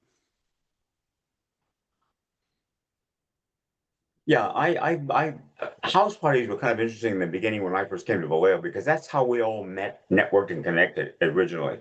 So they have their worth other than just raising money. I want to know whatever happened to the big picnics we used to have as a party. We used to have big picnics, invite big important speakers. Did anybody remember those? I mean, in my experience, the local party hasn't had one of those in quite a while. We had, of course, our post-pandemic picnic in Fairfield, replacing the crab feed in 23. But the old ones hasn't been for a while. We had gone to the crab feed. And then I know the Labor Council, before they went to the Labor Day breakfast, had the Labor Day picnics at Pina Adobe in Vacaville, and then I think they moved it down to Vallejo. I forget which park in Vallejo. Yeah. So those events, I would like for us to consider doing those ways to do that sort of organizing too, whether it's either as part of our as fundraising events or just as community outreach events. 'Cause I do think one of our big issues is that lack of visibility that we're having. Because while it's very convenient and comfortable to be sitting in our homes having our meetings, we also need to plan for events where, they see us out in the streets or at least in the parks. Bridget. I was just going to say, I enthusiastically support this as well. If it requires a motion, I'm happy to make that motion. I think we need to be doing this. Well, let me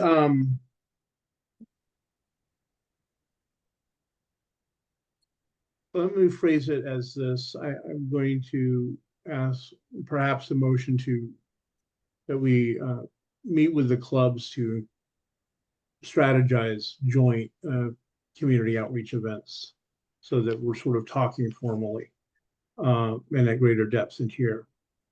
So if you get approval for that, then we will set up or try to set up those meetings with all of our club representatives and their leaders to move that forward. Was that a yes? You were saying I would support that. Yeah. Okay, I will take that as a motion to do that. Is there a second? Second. All right, motion second. Any discussion on that idea? I think these are all great ideas, Don. I'm just tired. I appreciate that, but I did not want to let another month go by, so I apologize. No, this is great. Keep going. Right. So, club reps, I will be reaching out to you as soon as my head comes up from above water from work. All right, and one vote on that.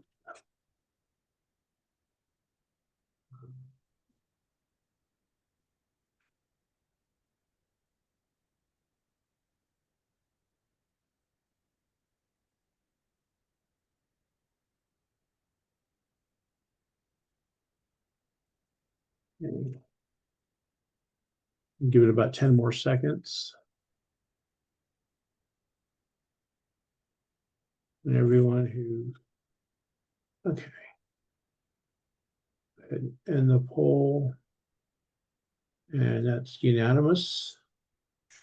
Next item, I'm not going to spend much time on that I had on this, is just volunteer recruitment. I see that as a function primarily of our clubs, because your membership base is open-ended, and quite frankly, you have a lot more interesting ways to engage people between now and election time than a business meeting of the Central Committee. So I just will encourage all the clubs to please do what you can to reach out to your communities, recruit members, recruit volunteers, and remember that every member in good standing you have by July 22nd will add to your ability to have delegates in the pre-endorsement conferences that will happen sometime in January to endorse in the next round for 2026 at the state assembly on up, should we have any contested races. But so I'd like to encourage the clubs to recruit members, recruit volunteers, do that outreach to your community. I just leave it at that. Third item, voter contact. One of the thoughts that came to mind, and again, this would be either ourselves or in cooperation with our clubs, would be either early postcarding, because a lot of people seem to like doing postcarding. So the thought was to bring it local and either postcard on behalf of our current local electeds who might be up for re-election, or just generally messaging on behalf, supportive messages on behalf of the Democratic Party to sort of, again, building that contact, building that momentum. Other ideas were community coffees or town halls. Again, combination of outreach and our listening sessions in various communities. And then potentially doing early canvassing, texting or phoning for candidates or for the party in general. And then one idea I had listed, although this would cost us money, we need to do research, would be perhaps to do a mass poll of Democrats, whether we're talking either all of our club members or regular voting Dems, and just sort of say, what are the issues you're most concerned about? What are the issues that you think that the party can improve on? And sending that out using cell phone or email contacts. So either texting it or emailing out and trying to do a mass outreach for feedback from members. Given the hour, I probably don't, unless people really want to hash those over. I think I'll just throw those out as ideas for us to think about to do. But I want us to think about ways that we are engaging this year and not waiting until campaign season. I'm seeing our hands. And then the final thing I had is, let me see, I don't know if I can share screen. Yes, I can.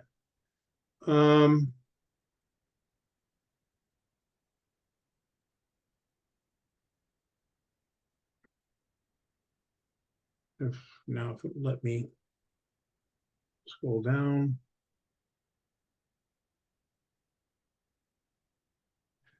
Coming up in 2026, we have a number of elections. Looking at our list, we have a total of 36 Democrats who will be on the ballot in local races in Solano County and 15 non-Democrats up for election. And this is both the primary or the general. I see, based on what is out there and being said so far, some of these races are either the incumbent is likely to be heavily challenged, or there may be opportunities for open seat races. This is why these are in bold. Like Supervisor Wanda Williams, I suspect, I have heard that there will be a challenge heavily funded against her. My expectation, just giving on past practice, that our current Benicia council members will be challenged, and similarly in Vacaville, our loyal progressive Democrats in Vacaville will likely be facing a heavy challenge in some of these other races as well. And then in addition, we have the 15 non-Democrats who are up for election that in many cases we would like to find a challenger for, if possible. Particularly in races such as supervisor or the mayor of Fairfield or Vacaville.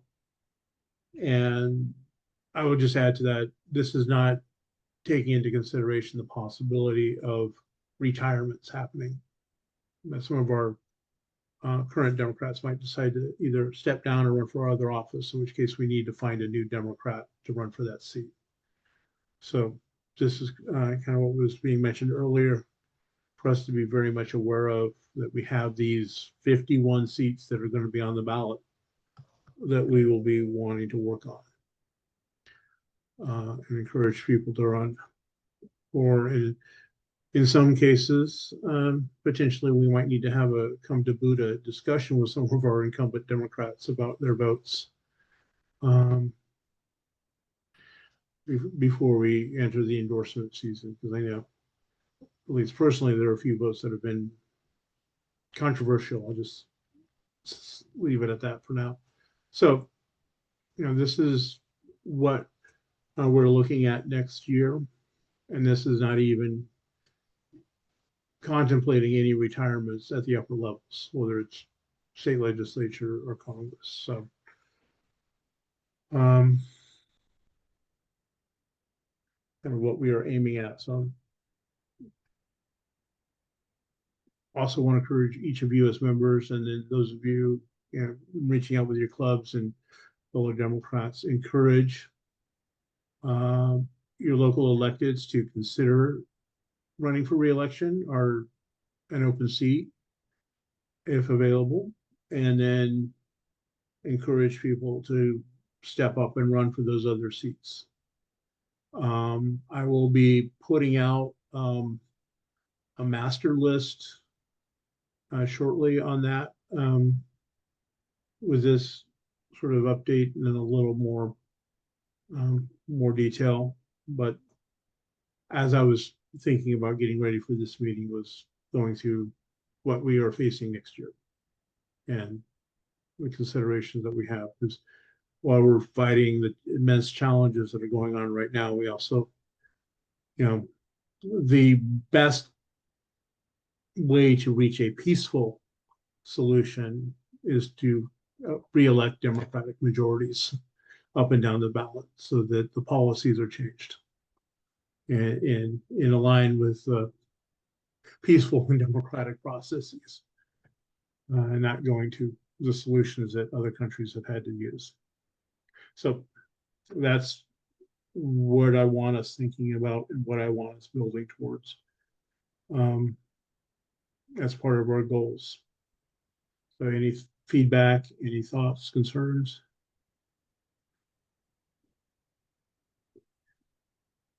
Sounds good. I just want to say thank you for putting this all together and having the foresight to pre-plan like this. Thanks. You've done a lot of work. I appreciate that. Hopefully we can all move forward and do what the work needs to be done. And I will simply throw out that to those of you who are electeds or have the ear of electeds, encourage you to reach out to me and the other members of the e-board as your plans form up one way or the other, so that we can make plans to support you or to help you find a replacement or whatever it is we need to do to encourage keeping Solano County blue. So next item I have is on the agenda is announcements. I know that Supervisor Williams is having her birthday party this weekend. Hopefully you've all received that invitation multiple times. I think that's next weekend. No, It's this, I hope it's the 28th. It's If this not, I- It's the weekend. 28th. It's this Saturday. You're Yes, right. the You're 28th. right. Yes. I'm confused. I'm sorry. So Bonnie, your hands up.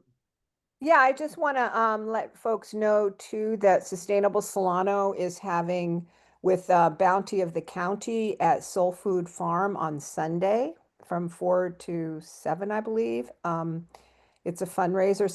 Sustainable Solano does fantastic work in the county. They make edible gardens, community gardens. They have youth programs. So I'll put a link in the chat to where people can register, but it'd be great to see folks there. Thank you. Okay. Thank you all.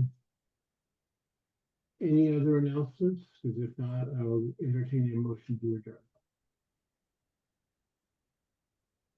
I'm seeing no hands up.